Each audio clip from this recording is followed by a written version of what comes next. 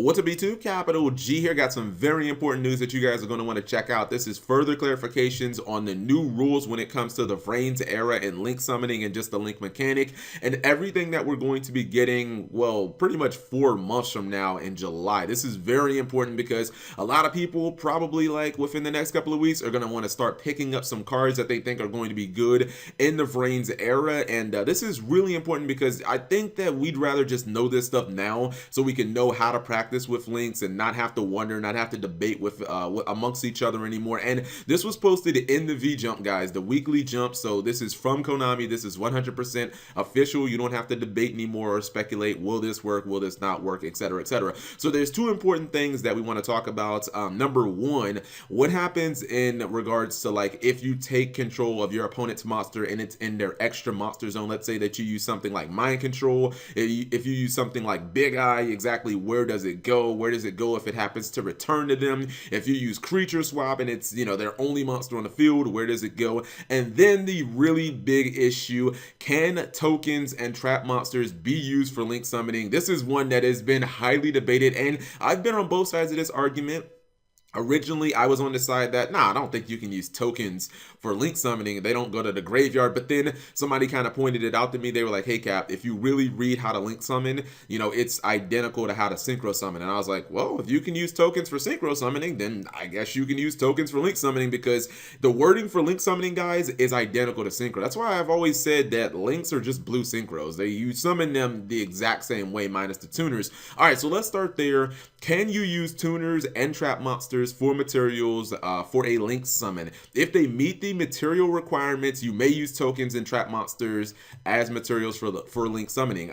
This is super important because you guys might not know this, but cards like Scapegoat and basically cards that produce tokens, they have really not been viable since the 5Ds era, because obviously you can't exceed with tokens, so they don't really, like, they never really had any value when we got to kind of the Zexal era. But this is kind of crazy because you look at a card like Scapegoat and you being able to flip it over during your opponent's end phase and instantly have 4 tokens on the field. Like, if Konami releases maybe like a link monster that's a link 4 and it can be used to, or you can summon it with like any monsters, you know that thing is probably going to be powerful if you're giving up 4 monsters. And Scapegoat could end up being a powerhouse in the Vrains era. It could be a 1-card link 4, and that's pretty damn crazy to think about. Like, Scapegoat might actually end up going back to limited status, and it's kind of crazy if you guys look at the secondary market.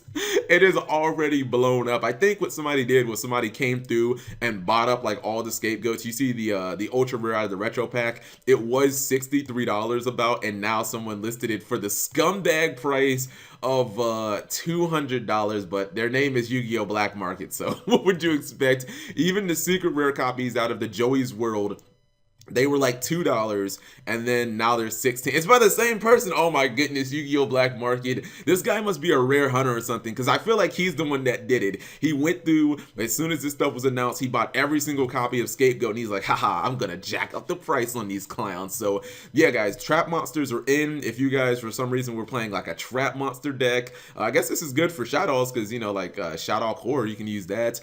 If you are running tokens or any monsters like Phantom Skyblaster, which you guys might not know about, is an old card from GX. I think this came out of Phantom Darkness, if I just had to take a guess, or somewhere around that. Duelist Pack 7. Oh, this is from the Jesse Duelist Pack. It's a card that when it's normal summon, you can summon any amount of tokens that you want on the field, but the tokens cannot exceed the amount of monsters that you already had on the field. So if you normal summon it, you get 1 token because you have the 1 Phantom Blaster. But if you have like 2 monsters, then you normal summon this guy and you instantly go from 3 monsters to 5. And, you know, a Link 5 monster is probably extremely strong.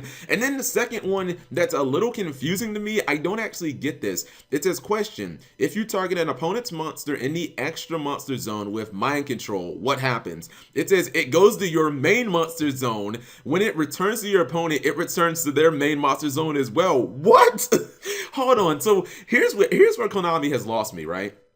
I thought with Monster Reborn, the reason that when you Monster Reborn, like a Link monster that had been properly summoned or anything, I thought that it would go to the main monster zone because it has left the field. You could even make that argument with Omega. Omega doesn't summon itself back to the field, but at least it leaves the field. So now you're telling me if I use something like Big Eye or if I use Mind Control, it doesn't even have to technically leave the field for it not to be able to, or for it not to go in the extra monster zone anymore. Like, that's just weird to me. I mean, I guess the way that I was thinking it would work, Big Eye wouldn't even technically work anymore unless Big Eye was in, I guess, a main monster zone. You already had a link out and you had a direction, you had an arrow pointing to another zone or something like that. But this is just kind of weird. I would have to think, guys, by this ruling, that Cyframe Lord Omega should be able to return wherever, because Cyframe Lord Omega leaves the field. I'm guessing as long as the monster leaves that side of the field, then it is no longer like it's no longer beholden to that main or that extra monster zone. So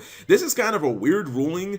I didn't think this is how it would work. I think it would be kind of spicy if Konami brought back Snatch Steal again now. That would be a hell of a lot of fun, because imagine if your opponent had like a Link monster and then you stole it, and then, you know, it opens up a couple of your zones, and then you can make like a fusion monster in your main extra zone and then still kind of spam the field with like synchros and exceeds. Like, that would be pretty dope. But let me know what you guys think. Do you guys think that tokens and trap monsters are going to become very viable? Because I kind of think, yeah, they are, because, you know, Link monsters probably aren't going to start off as amazingly OP, but probably by like the second or third set, they're definitely going to get there. That's how it was with Xyz. Like by the second set, that's when we got like Logi and Doka, and then by the third set we got like fucking Zem Mighty, and, you know, basically just the floodgates were open at that point. So anyways, let me know what you guys think. Leave it in the comment section below. Thank you guys for watching as always, and subscribe if you have not already.